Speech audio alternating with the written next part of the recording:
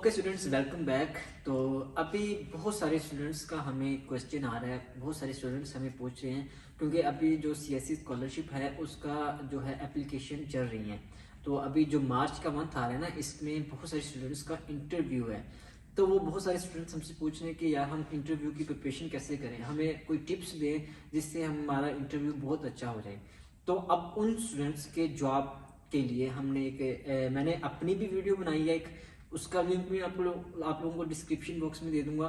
तो अभी ये एक भाई जो पीएचडी के हैं, अतीक भाई, इन्होंने अपना इंटरव्यू किस तरह कंडक्ट किया था। ये एक सक्सेसफुल स्टोरी है ना, इंटरव्यू के बाद ही इधर आए चैनल में। तो हम इनसे भी पूछ लेते हैं कि इन्होंने अपना इंटरव्यू किस तरह दिया था। जी अतीक भाई, तो आपने माशाल्लाह से अपना इंटरव्यू दिया, आपको किस तरह आपने इंटरव्यू दिया, कितने लोग थे आपको इंटरव्यू लेने वाले, और क्या चीज़ थी जो आपने प्रिपेयर की इंटरव्यू से पहले, वो सब आप हमें बता दें। अच्छा, मेरी इंटरव्यू तकरीबन 2 टाइम ही सही जो प्रोफेसर्स के साथ हुई। तो फर्स्ट जो इंटरव्यू थी वो आईएससी इंटरनेशनल स्टूडेंट ऑफिस के साथ हुई, जिन्होंने डॉक्यूमेंटेशन वगैरह चेक की। फिर इसके बाद कुछ दिन बाद जो है ना एक पैनल बैठा जिसमें यहाँ की सारी जो फैकल्टी थी, सुपरवाइजर्स जो डिफरेंट फील्ड से बैठे हुए थे। तो आपसे एक जनरल सा वो क्वेश्चन पूछते हैं। तो मुझसे जो ना पहले तो मेरे बारे में ये इंट्रोडक्टरी सारी चीज़ें चली। फिर उन्होंने सब्जेक्ट में आके मुझसे जो ना वो रिसर्च टेक्निक्स पूछी जो मॉलिक्यूलर से कनेक्टेड है। तो मुझसे अब इसमें टेक्निक्स के भी नाम बता दूं क्यों, क्योंकि मेरा जो बैकग्राउंड है वो साइंस है, और साइंस मेरा पिछला जो प्रीवियस जो डिग्री है वो माइक्रोबायोलॉजी है। तो मेरा मॉलिक्यूलर साइड पे थोड़ा सा प्रोफेशनल एक्सपीरियंस भी है और साथ रिसर्च भी मैंने जेनेटिक लेवल पे की है। तो उन्होंने मुझसे जो फील्ड से रिलेटेड सवाल पूछे कि कुछ टेक्निक्स के नाम पूछे, जैसे वेस्टर्न ब्लॉटिंग के बारे में बताएं, आप इसके बारे में क्या जानते हैं।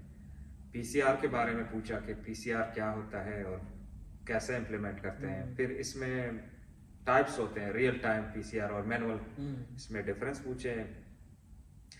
फिर सब्जेक्ट के अंदर जो है ना सवाल पूछे हैं, हर प्रोफेसर अपने सब्जेक्ट में बारे में के वो देखना चाह रहे हैं कि हम जिस इन्वायरमेंट में इसको ले रहे हैं उस इन्वायरमेंट का थोड़ा भी नो हाउ है इसके या नहीं।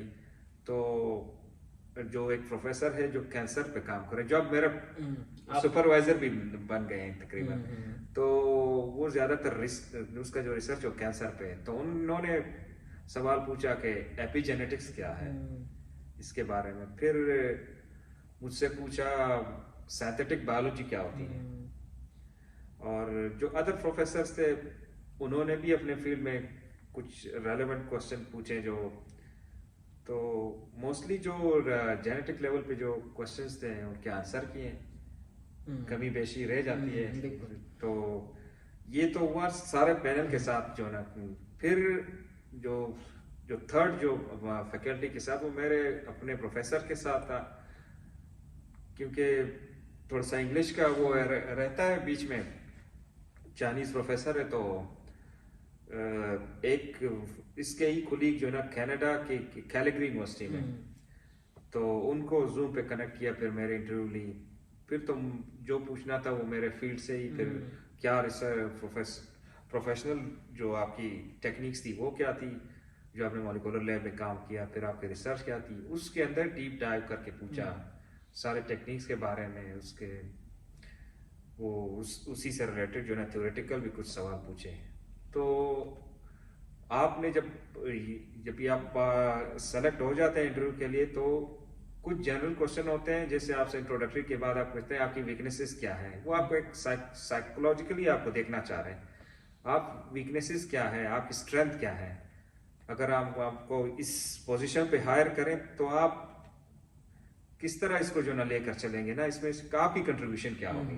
तो ये सवाल आपसे जनरल पूछते हैं। फिर जाके जो ना रिसर्च के बारे में पूछते हैं कि आपने आगे आपका मतलब माइंड क्या है आफ्टर जो आप रिसर्च जो आपने माइंड बनाया हुआ है रिसर्च का, इससे आप मतलब आपकी हाइपोथेसिस क्या है, एम ऑब्जेक्टिव्स, इससे क्या करेंगे, और आगे 5 ईयर के बाद आप किस स्टेज पे होंगे ना, इस चीजों को प्लान देख लो। जी। तो ये सारी चीजें जनरल क्वेश्चन के साथ साथ आपसे रिसर्च रिलेटेड भी पूछते हैं, जिसमें आपका प्रीवियस बैकग्राउंड है मोस्टली उससे रिलेटेड, या फिर आप जिस प्रोफेसर के पास जा रहे हैं ना, आपने सेलेक्ट किया ना, तो उसकी थोड़ी सी बायोडेटा पढ़ लें, वहाँ पे रिसर्च इंटरेस्ट क्योंकि आपने उनके साथ काम करना है और उनके फील्ड में जाके करना है, तो उसको लाजमी पड़े ना उसकी पब्लिकेशंस देखे, थोड़ा सा उसका रिसर्च इंटरेस्ट देखें, उसकी अपनी जो ना किस फील्ड में वो स्टडी करके आया है, तो उसकी स्पेशलिटी उसी में होती है, वो आपसे उसी के रिलेटेड ही पूछेंगे।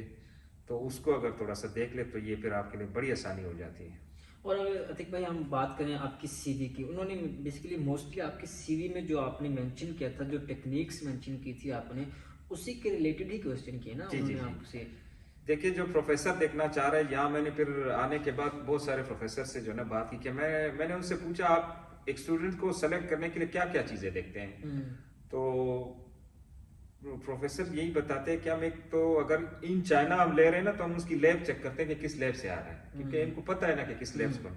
अगर हम इंटरनेशनल देखते हैं तो हम एक आध जो है ना पब्लिकेशन की हो और जो रिसर्च टेक्निक्स इसने यूज़ की हो ना अपने एमफिल या फिर बैचलर में जो मास्टर्स के लिए आ रहे हैं, उसके लिए तो इतनी क्राइटेरिया इतनी मुश्किल नहीं होती। लेकिन एक पीएचडी के लिए अगर आप आ रहे हैं तो वो ये पूछते हैं ना कि आपने मास्टर्स में क्या टेक्निक्स मतलब इससे अवेयर है आप मॉलिकुलर लेवल पे, क्योंकि आपने आके जो ना डीपली स्टडी करनी होती, वो सुपरफिशियल स्टडी यहाँ नहीं होती।